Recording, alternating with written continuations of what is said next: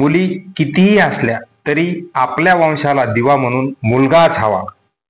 मुलाशिवाय आपण जर जग सोडून गेल्यानंतर आपल्याला अग्निडाग कोण देईल, पाणी कोण पाजेल, अशी आपली सामाजिक भावना व व्यवस्था आहे.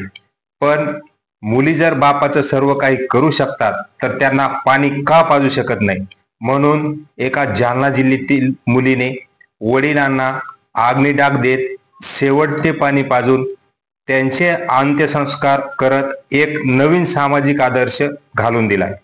जालना जिल्ह्यातील घनसावंगी तालुक्यातील मूळ गाव भायगावात, हल्ली मुक्काम तीर्थपुरी येथील किसन गैनाजी गरड यांना भागित्रा ताकट, संगीता डुबे, आशा राऊत, कुशीवर्ता गुंजकर, गंगासागर ताकट, शकुंतला राडकर अशा 6 मुली असून मुलगा नाहीये.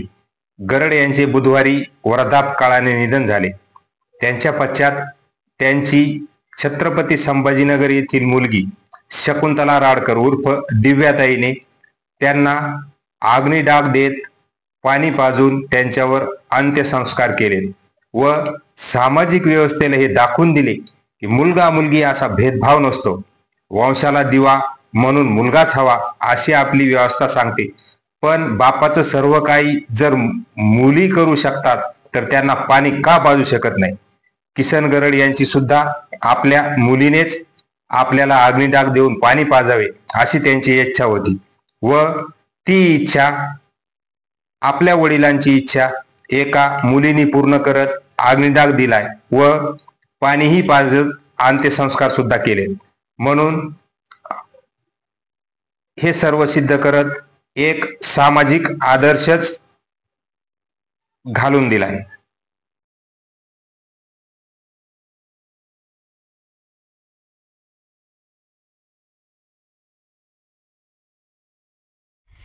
नमस्कार, मी ज्ञानेश्वर देवडे.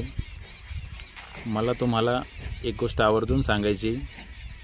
काल सायंकाळी किसन गैनाजी गरड यांचे निधन झाले. त्यांच्या पश्चात 6 मुली आहेत.